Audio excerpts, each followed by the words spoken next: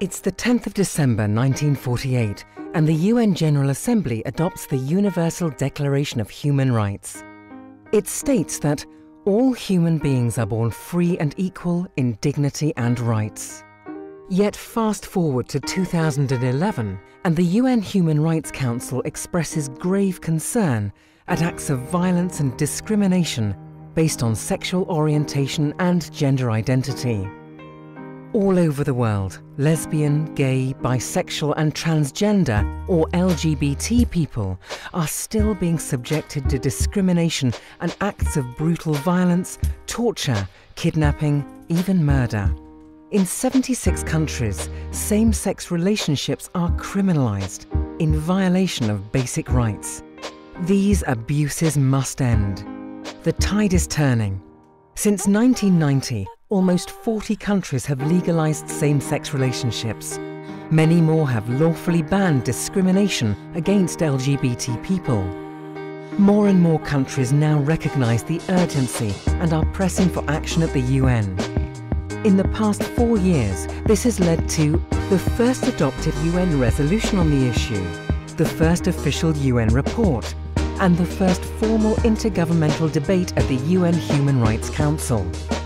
On the 26th of July 2013, the UN launched Free and Equal, a global campaign designed to raise awareness of homophobic and transphobic violence and discrimination, and to help stop millions of LGBT people being abused for being who they are. We must protect the basic human rights of LGBT people. But it doesn't just require changes in laws and policies. It takes changes in people's hearts and minds.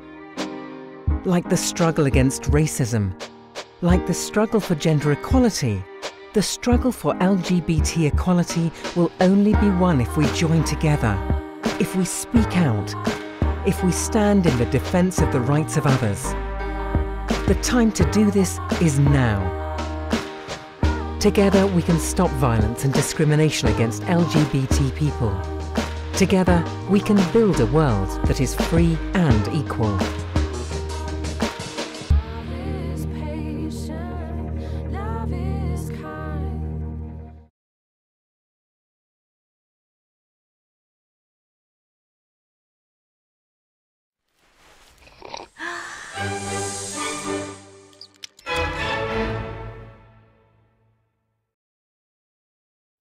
So what is empathy, and why is it very different than sympathy? Empathy fuels connection. Sympathy drives disconnection. Empathy, it's very interesting. Teresa Wiseman is a nursing scholar who studied professions, very diverse professions where empathy is relevant, and came up with 4 qualities of empathy. Perspective taking, the ability to take the perspective of another person or recognize their perspective as their truth. Staying out of judgment, not easy when you enjoy it as much as most of us do.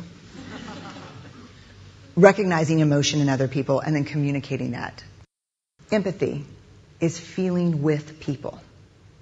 And to me, I always think of empathy as this kind of sacred space when someone's kind of in a deep hole and they shout out from the bottom and they say, I'm stuck, it's dark, I'm overwhelmed. And then we look and we say, hey, you climb down. I know what it's like down here, and you're not alone. Sympathy is, ooh, it's bad, no, you want a sandwich? Empathy is a choice, and it's a vulnerable choice, because in order to connect with you, I have to connect with something in myself that knows that feeling. Rarely, if ever, does an empathic response begin with at least. And we do it all the time. Because you know what? Someone just shared something with us that's incredibly painful, and we're trying to silver lining it. I don't think that's a verb, but I'm using it as one. We're trying to put the silver lining around it. So, I had a miscarriage. Oh, at least you know you can get pregnant. I think my marriage is falling apart.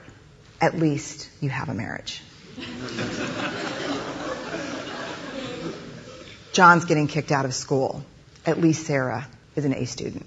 But one of the things we do sometimes in the face of very difficult conversations is we try to make things better.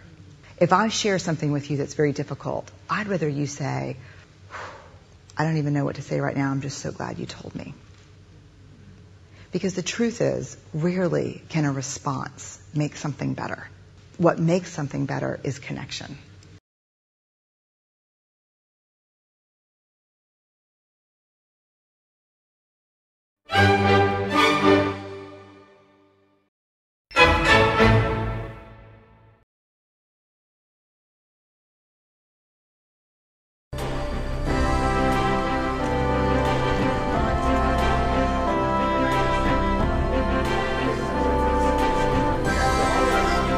There is absolutely no limitation to what I can do as a person with a disability. Obviously, I can't hear, but if I'm good at something, then I'll do it. If I don't know how to do something, then I'll try it. And if I do it well, I continue it. And if I can't, well, then I'll find something else to do. But that's what my philosophy is. Action!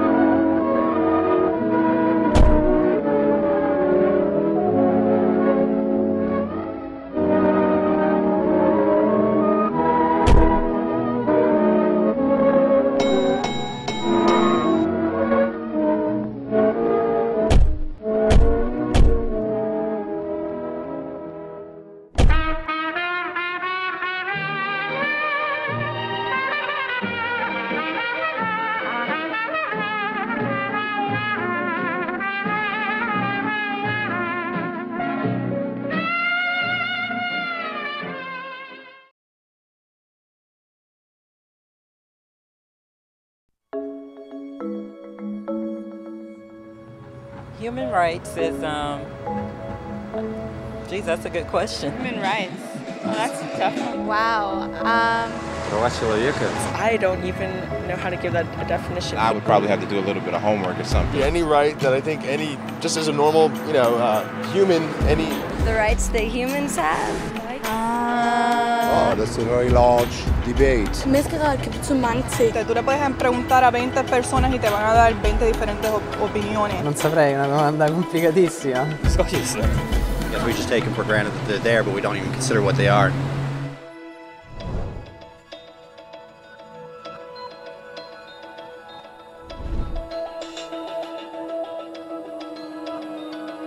Human rights are the rights you have simply because you're human.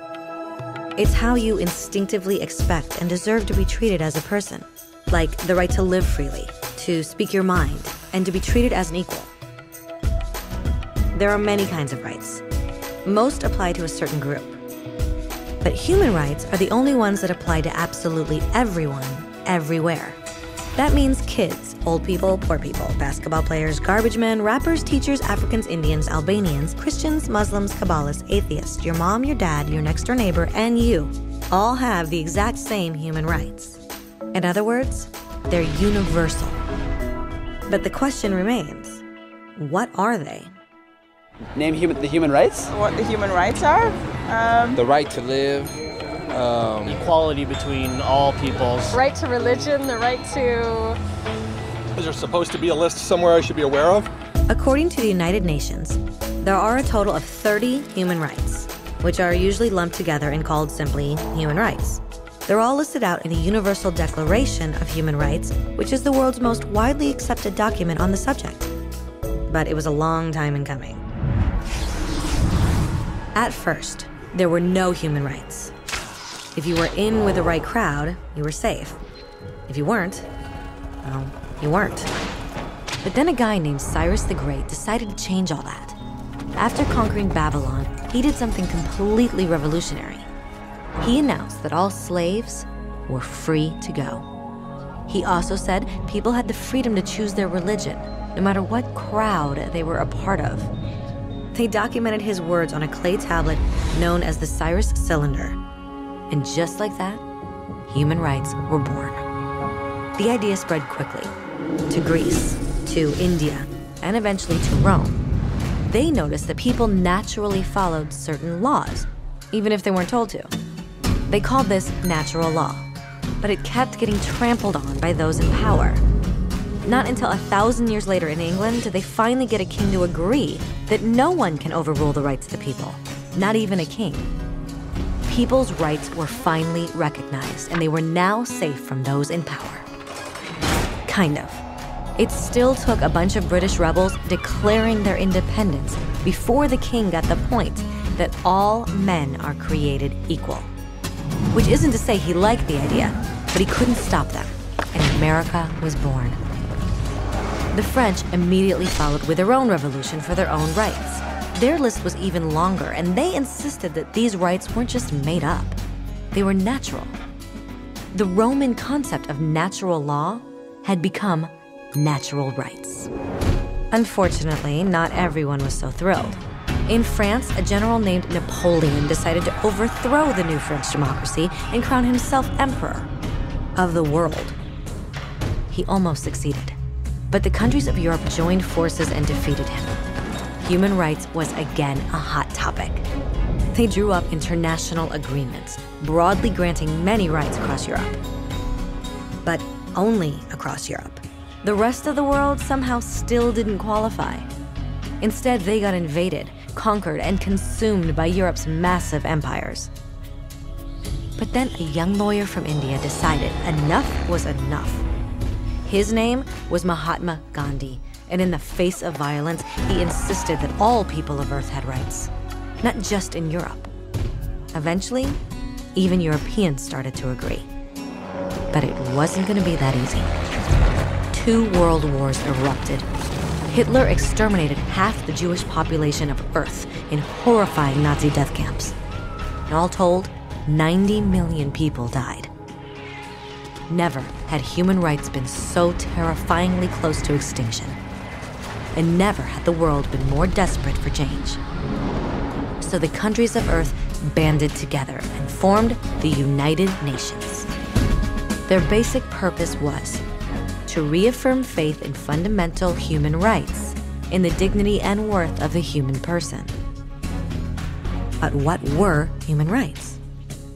Were they the proclamations of Cyrus, the natural laws of Rome, the declarations of France? Everyone seemed to have a slightly different idea of what human rights should be. But under the supervision of Eleanor Roosevelt, they finally agreed on a set of rights that applied to absolutely everyone.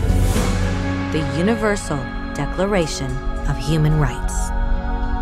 The French concept of natural rights had finally become human rights. So, in summary, at first, only a few lucky people had any rights, until one of those guys decided, hey, other people should have some rights too, which was great, except not everyone agreed. And it only took a few thousand years of fighting and declarations and more fighting until everyone finally agreed that human rights should apply to everyone. And they all lived happily ever after. Except for one little problem. If people have the right to food and shelter, why are 16,000 children dying of starvation every day? 1 every 5 seconds. If people have freedom of speech, why are thousands in prison for speaking their minds? If people have the right to education, why are over 1 billion adults unable to read? If slavery has truly been abolished, why are 27 million people still enslaved today? More than twice as many as in 1800. The fact is, when it was signed, the Universal Declaration of Human Rights did not have the force of law. It was optional. And despite many more documents, conventions, treaties, and laws, it's still little more than words on a page. So the question is, who will make those words a reality? I have a dream today. When Dr. King marched for racial equality, he was marching for rights that had been guaranteed by the United Nations for almost 2 decades. But still, he marched. When Nelson Mandela stood up for social justice in the 1990s, his country had already agreed to abolish such discrimination for almost 40 years. but still, he fought. Those who fight today against torture, poverty, and discrimination are not giants or superheroes. They're people. Kids, mothers, fathers, teachers. Free-thinking individuals who refuse to be silent. Who realize that human rights are not a history lesson. They're not words on a page. They're not speeches or commercials or PR campaigns. They are the choices we make every day as human beings. They are the responsibility we all share to respect each other, to help each other, and to protect those in need. As Eleanor Roosevelt said, where, after all, do universal human rights begin? In small places close to home. So close and so small that they cannot be seen on any maps of the world. Yet they are the world of the individual person, the neighborhood he lives in, the school or college he attends, the factory, farm, or office where he works. Such are the places where every man, woman, and child seeks equal justice, equal opportunity, equal dignity without discrimination. Unless these rights have meaning there, they have little meaning anywhere.